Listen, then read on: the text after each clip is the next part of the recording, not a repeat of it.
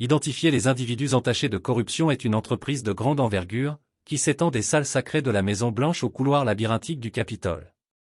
Au sein de cette longue liste se trouvent des législateurs, des lobbyistes, des membres du Congrès, des sénateurs, des hommes politiques et leur entourage, chacun empêtré dans les réseaux de tromperie et d'intérêts personnels. Pourtant, pour démêler les fils complexes de la corruption, il est impératif d'adhérer à une règle cardinale semblable à celle qui s'applique aux enquêtes sur un meurtre, suivre la piste pour discerner qui en bénéficiera au sommet.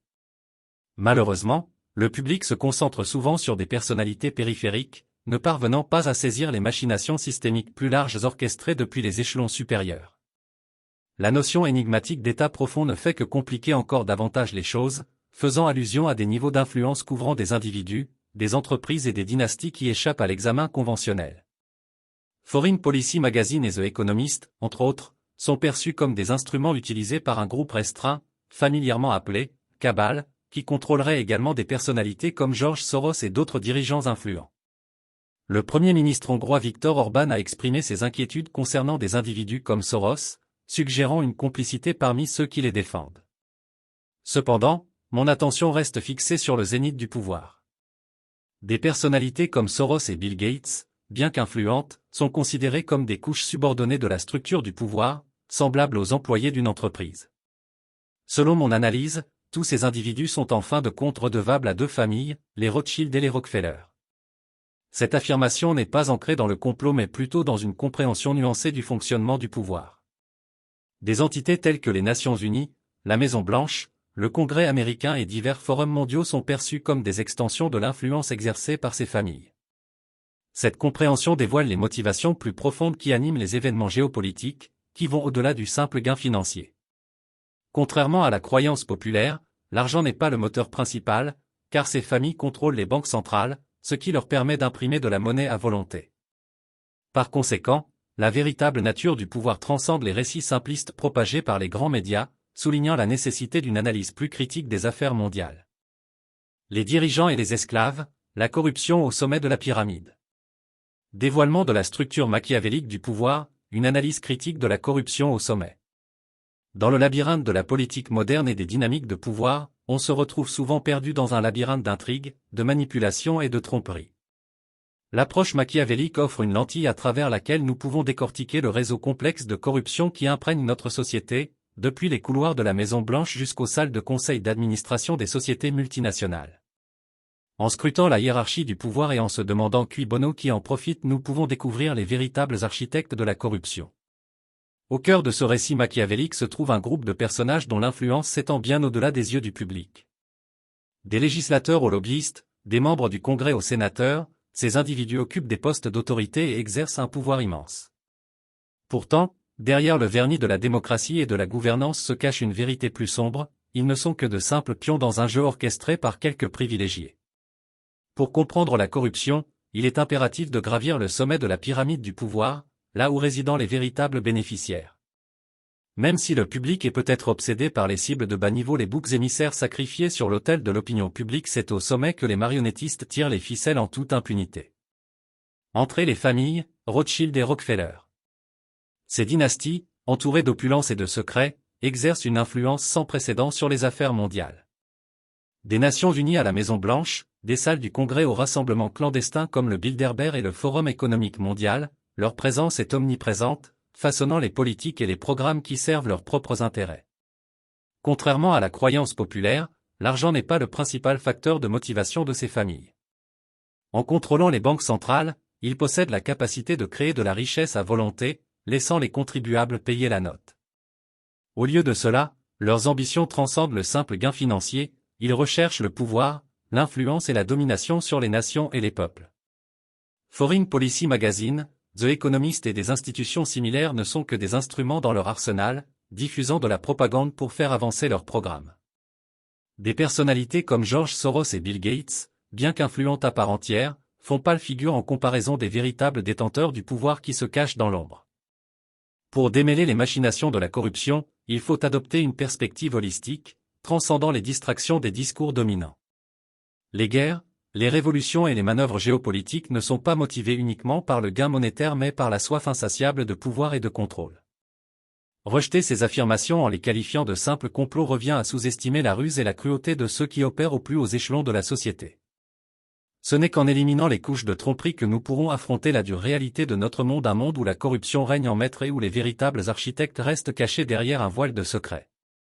En conclusion, l'approche machiavélique offre un cadre puissant pour comprendre la corruption omniprésente qui sévit dans notre société. En interrogeant la hiérarchie du pouvoir et en suivant la piste d'influence jusqu'à son sommet, nous pouvons démasquer les véritables bénéficiaires de la corruption, les familles, les institutions et les individus qui exercent un pouvoir incontrôlé sur le sort des nations. Ce n'est qu'en affrontant de front cette réalité que nous pourrons espérer démanteler les structures de la corruption et libérer notre destin collectif de l'emprise de la tyrannie. Le concept de structure de pouvoir pyramidale englobe un cadre hiérarchique à travers lequel le pouvoir est distribué et exercé au sein de la société. Cette structure, qui rappelle une pyramide, illustre la stratification du pouvoir, le sommet représentant ceux qui ont les plus hauts niveaux d'autorité et d'influence, et la base comprenant les masses ayant un pouvoir ou une agence minimale. Dans ce cadre, plusieurs couches distinctes peuvent être identifiées, chacune jouant un rôle crucial dans la perpétuation et la consolidation du pouvoir. Le sommet, les familles et les institutions d'élite. Au sommet de la pyramide résident les familles et les institutions d'élite qui exercent une influence sans précédent sur les affaires mondiales. Des familles comme les Rothschild et les Rockefeller incarnent cet échelon de pouvoir, avec des générations de richesse, d'influence et de relations à leur disposition. Ces familles opèrent à travers un réseau d'institutions, comprenant des banques centrales, des sociétés multinationales et des fondations philanthropiques, consolidant ainsi leur contrôle sur divers aspects de la société.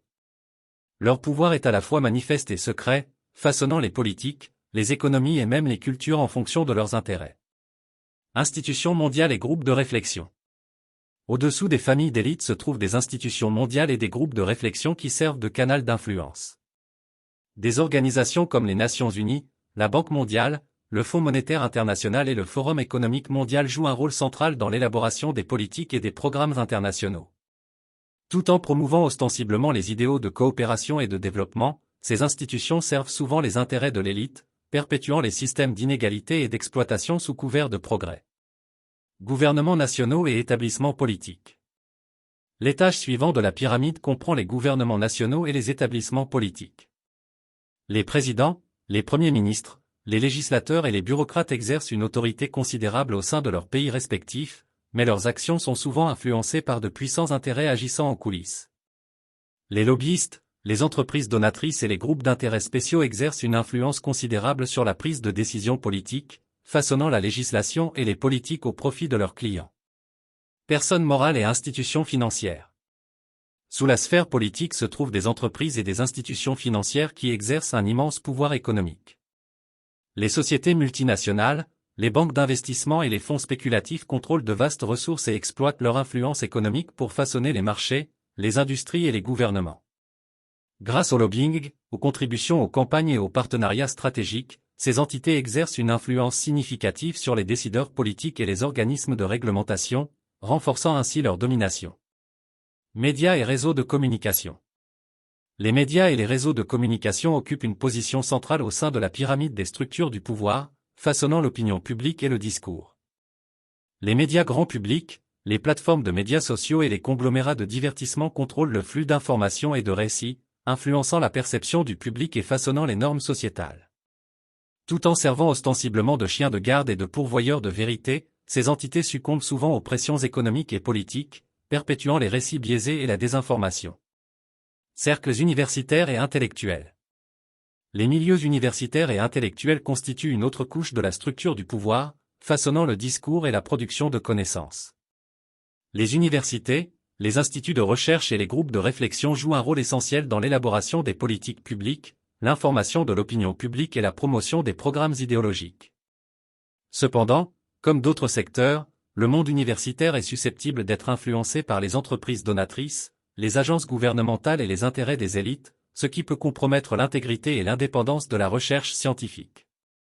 Société civile et mouvements populaires. À la base de la pyramide se trouvent les organisations de la société civile et les mouvements populaires, qui représentent la diversité des voix au sein de la société. Les militants, les groupes de défense, les organisations communautaires et les syndicats jouent un rôle crucial dans la contestation des structures de pouvoir bien établies, dans la défense de la justice sociale et dans la responsabilisation des personnes au pouvoir.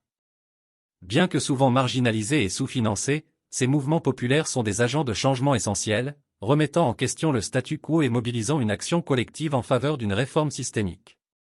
Comprendre les différentes couches de la pyramide des structures de pouvoir est essentiel pour comprendre la dynamique du pouvoir et de l'influence au sein de la société. En reconnaissant l'interaction entre les différents acteurs et institutions, nous pouvons développer une compréhension plus nuancée du fonctionnement du pouvoir, identifier les points d'intervention pour un changement transformateur et lutter vers une société plus équitable et plus juste.